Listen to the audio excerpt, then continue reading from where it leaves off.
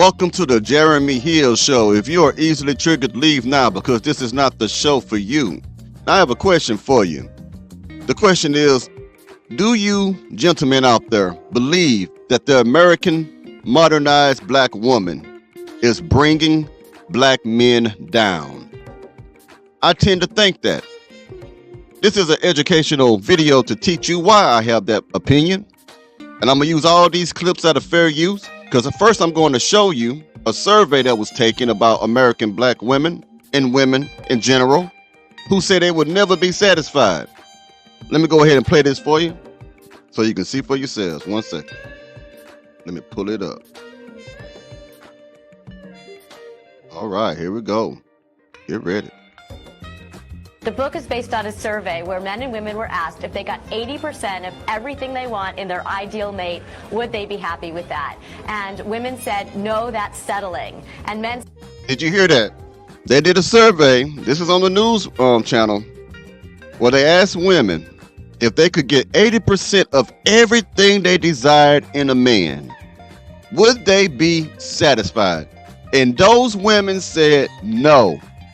No, no, no. 80% is over half of what you desire. It's almost 100% and you're not satisfied. That goes to show you that women today are so entitled and so selfish and only think about themselves. Now, let's keep going before I go any further.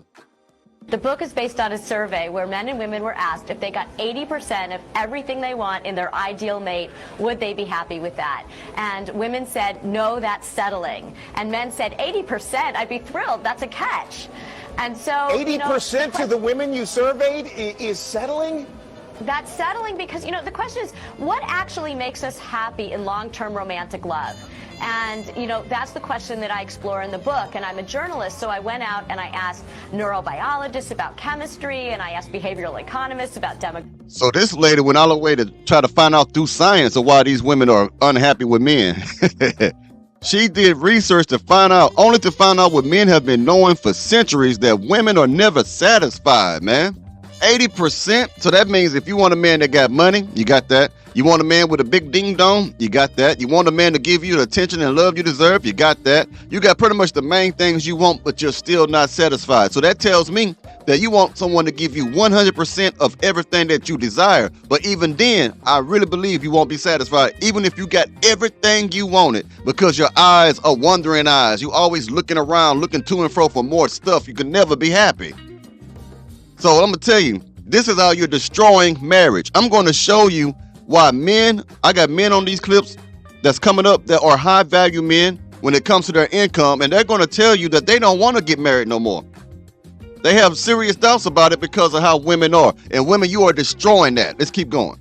Demographics, and I asked marital researchers. What are women too picky about here? Well, I'll tell you, men and women were asked what would be a deal breaker for going on a second date. And men named 3 things. They said she has to be cute enough. She doesn't have to look like Angelina Jolie. She just has to be cute enough. She has to be warm and kind. And she has to be interesting to talk to. Those seem like really valid criteria. Ding, ding, ding, ding, ding. Pretty simple. Right.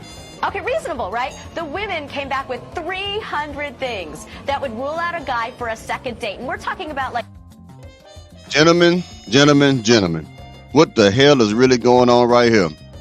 She interviewed men, asking them what would be deal breakers for a second date, to keep you from going on a second date.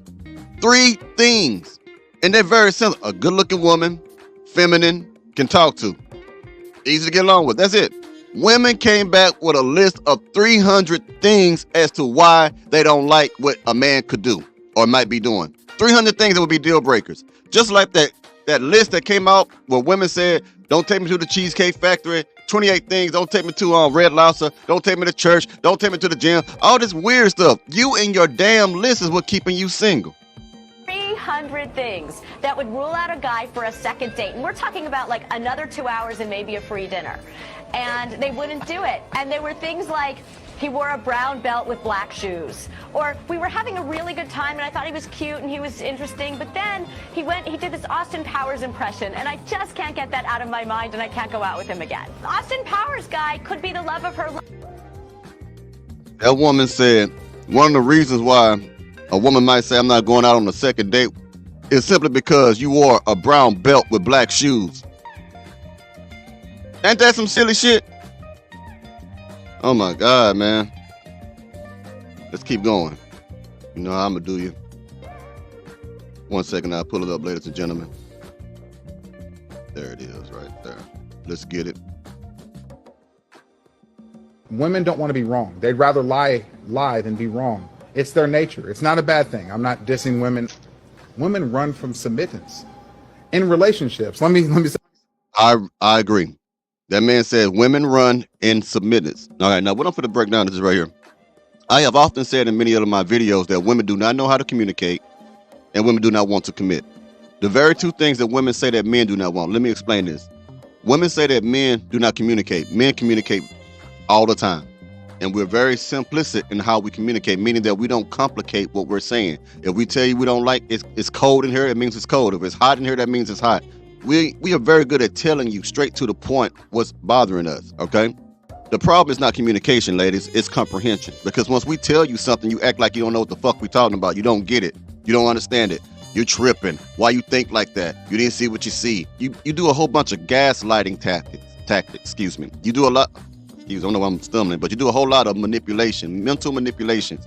Okay, so it's not communication. Men communicate very well. Women are not active listeners. Okay, now what he said about submitting, I don't know why I messed my words up.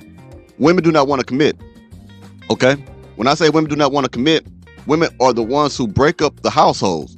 We already got the numbers. We already know that talking point that everybody then beat to death about women are the ones who file divorces. We know that.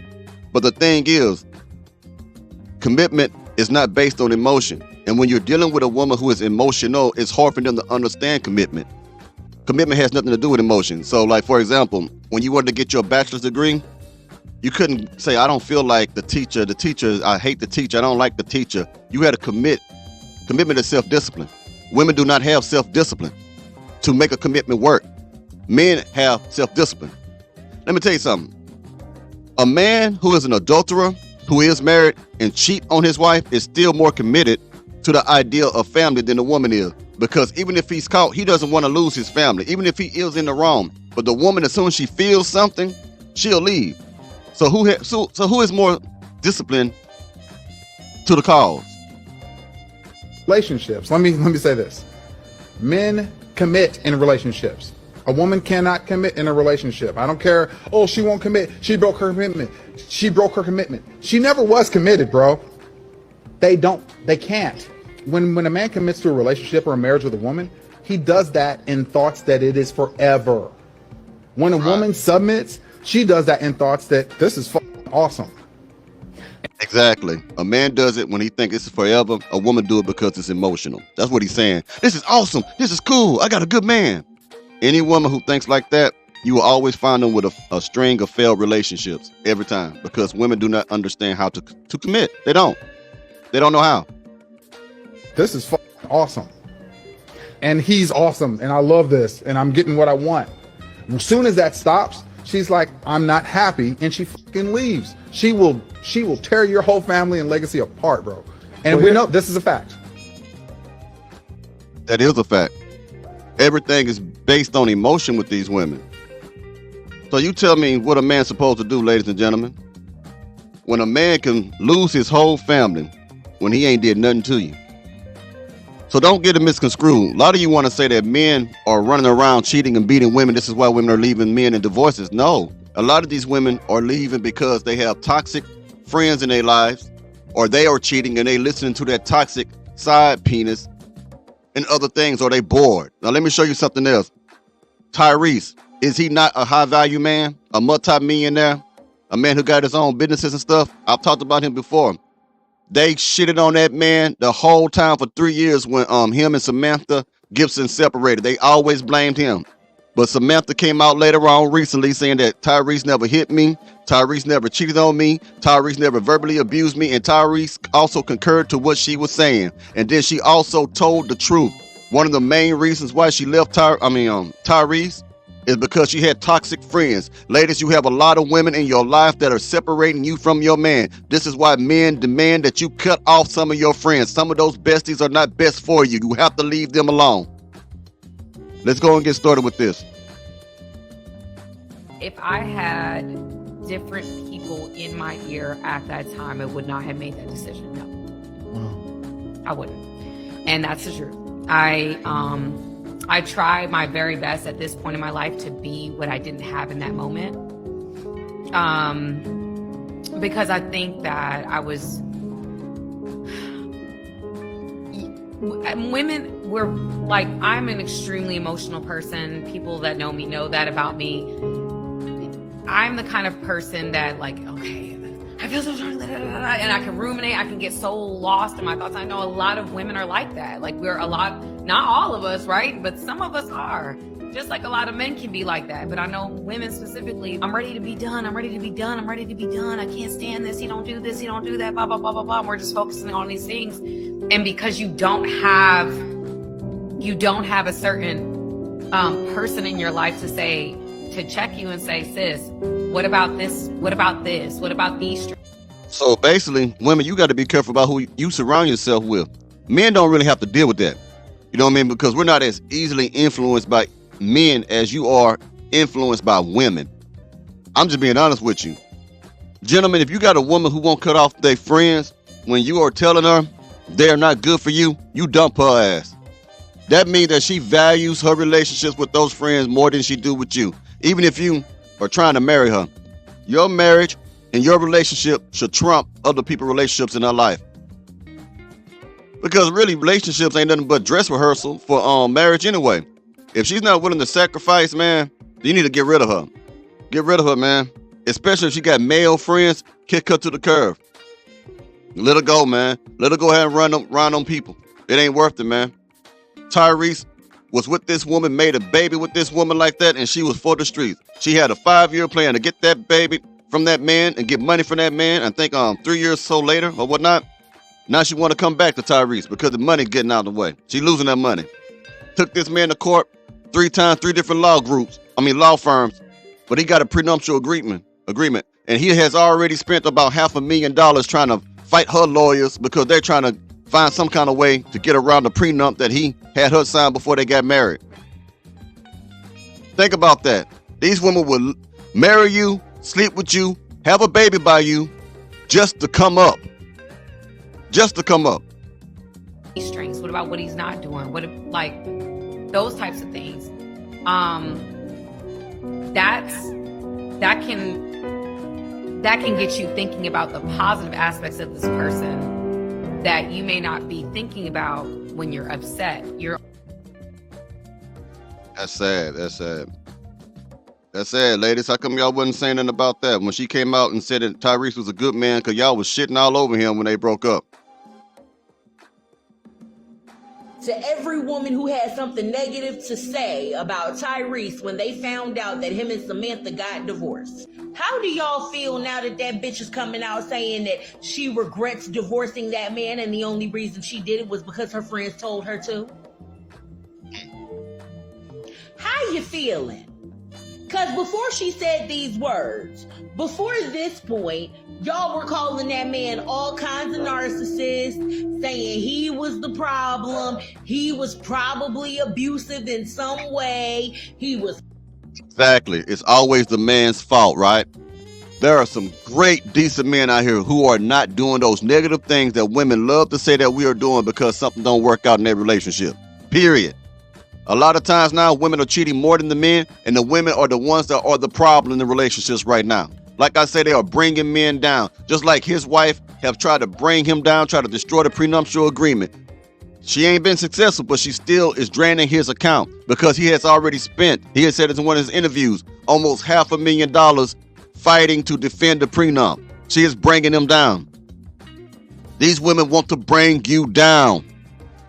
Was probably sleeping around. Y'all tried to put everything on that man to make him the bad guy, when really and truly Samantha was looking for more of a come up, and that baby won't gonna do it. So she needed to divorce that man to try to get alimony. She needed to divorce that man to try to get child support. Right.